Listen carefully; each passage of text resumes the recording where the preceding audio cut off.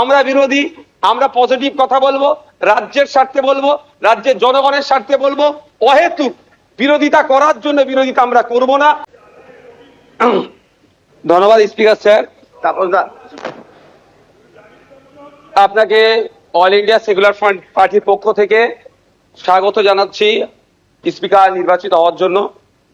আমরা আশা করব আগামী 5 বছর আপনার নেতৃত্বে এই অগাস্ট হাউস তার গরিমাকে বহন করে চলবে এবং সাথে সাথে আমরা যারা বিরোধী আছি তাদের সর্বোৎকৃষ্ট জায়গা, মতামতের জায়গা হচ্ছে এই অগাস্ট হাউস। আমরা আমাদের মতামত নির্দ্বিধায় নির্বিঘ্নে এখানে রাখতে পারবো এবং যারা শাসক দলে আছে আমাদের মতামতের ভিত্তিতে গঠনমূলক অবশ্যই যেগুলো হবে সেগুলোকে গ্রহণ করবে। স্পিকার স্যার, আপনার অনুমতি নিয়ে দু একটা কথা বলবো, যদি এই প্রসঙ্গ নয়। সত্যি আমি আজকে বসে খুব ফিল করছিলাম, হাসছিলাম মনে মনে। আজকে তাপস রায় বাবু যে কথাগুলো বলছেন খুব একটা ফেলে দেওয়ার নয়। আমি আমি আমি আমি বলবো, আমি 2021 সালে নির্বাচন হওয়ার পরে 6টা মাস এমন দিন পার করেছি, আমার মনে হচ্ছিল যে আমি ইস্তফা দিয়ে দিই, অন্তত আমার ছেলেগুলোর উপর অত্যাচার যদি বন্ধ হয়। এই সময়ে ফিল করেছি, পার করেছি। পোস্টপোল ভায়োলেন্সে 2021 সালে, আমি এতে কিন্তু বিজেপিকে দরার সার্টিফিকেট দিচ্ছি না, কিন্তু 2021 সালে যে সমস্যার সম্মুখীন আমরা হয়েছিলাম, আমাদের কর্মী খুন হয়েছিল, একাধিক বাড়িঘর লুটপাট হয়েছে, ভাঙচুর হয়েছিল, সেই অর্থে। তবে হ্যাঁ, একটা জিনিস, এই 2026-এ দাঁড়িয়ে কিন্তু বেশ কিছু ধর্মের স্থান আক্রান্ত হয়েছে। মাননীয় মুখ্যমন্ত্রী মহাশয়কে এবং বিজেপি যারা আছে তাদেরকে বলবো সেইগুলো আপনারা লক্ষ্য রাখবেন। আজকে এই হাউসে যে কথা চালাচালি হচ্ছে, আমি বসে বসে ফিল করছিলাম সময় গিয়েছে আমাদের বক্তব্য, বিরোধীদের বক্তব্য শাসকের পছন্দ হয়নি, চিৎকার করে বন্ধ করে দেওয়া হয়েছে। এই হাউসেও কিন্তু 21 থেকে 26 আমরা দেখেছি। আমরা আশা করব ওই দিনটা আসবে না। আমরা বিরোধী যারা আছি গঠনমূলক প্রস্তাব রাখবো, শাসক দল যারা আছেন তারা গ্রহণ করবেন। মাননীয় মুখ্যমন্ত্রী মহাশয় একটা কথা বললেন, খুবই ভালো লাগলো।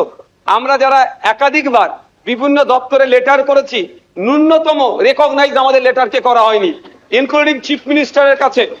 আজকে যে কথা বলেছেন এটাকে আমি স্বাগত জানাচ্ছি, যে উনি অন্তত কথা বলেছেন যে মিনিস্টাররাও রিকগনাইজ করবে, অর্থাৎ প্রাপ্তি স্বীকার করবে। আর একটা কথা উনি বলেছেন অল্প হলেও কাজ করব।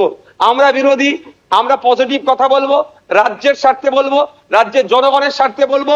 অহেতুক বিরোধিতা করার জন্য বিরোধিতা আমরা করব না।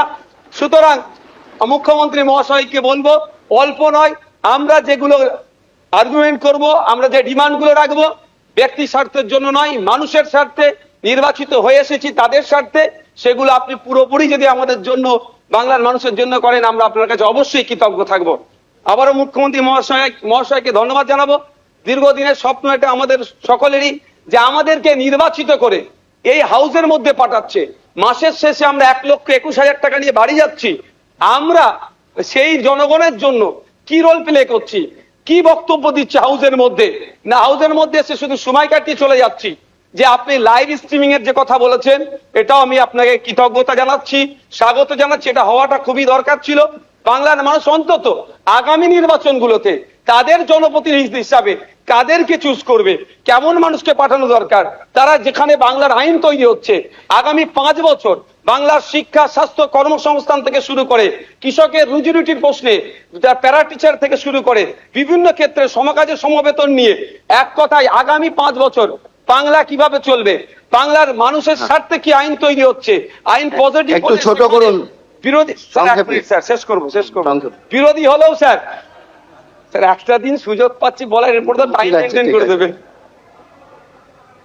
তো স্যার সেই জায়গাগুলো লাইভ যেটা আছে সেটা আমি স্বাগত জানাচ্ছি।